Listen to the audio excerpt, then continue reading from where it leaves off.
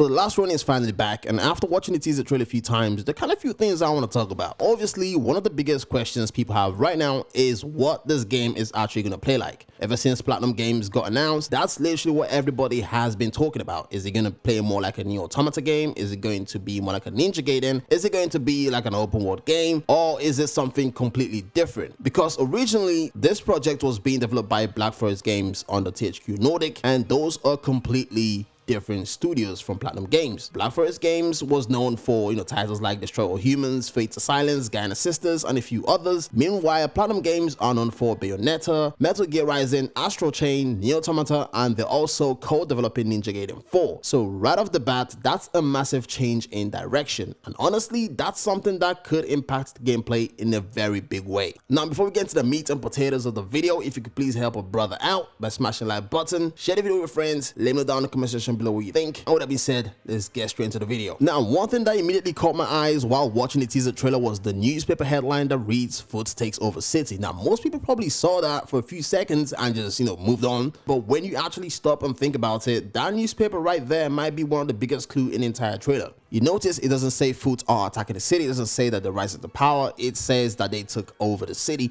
meaning by the time the newspaper was printed, the war was already over, the Foot clan had already won. And then when you look at the condition of the newspaper itself, it's damaged, withered, it's old, almost forgotten. It shows it's been printed a very long time ago. So basically, the city's under Foot control already, which kind of helps to build the Last Ronin character from Michelangelo. Most Last Ronin movies and shows, it's kind of like, him trying to stop the takeover of the city.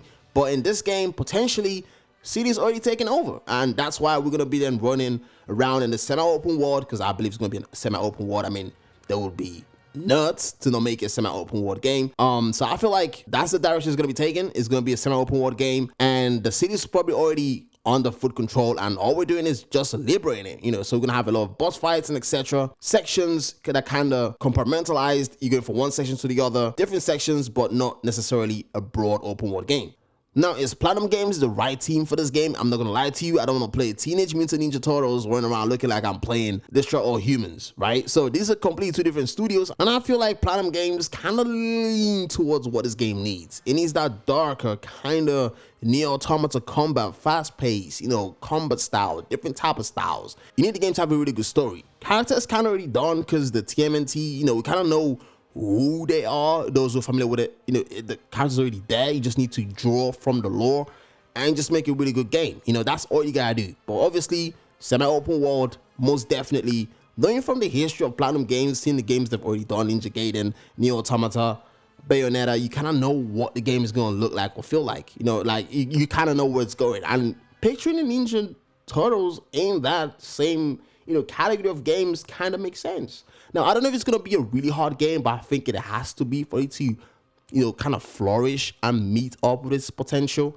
But yeah, that's what I think. I feel like, this game is needed right now. We've been waiting for a very long time, probably like 2+ years now. And for quite a while, the game went dark. But it's good to know they're working on it. With that being said, if you did enjoy the video, smash the like button. Let me know down in the comment section below what you think. And with that being said, I'm going to catch you guys in my next one. We out.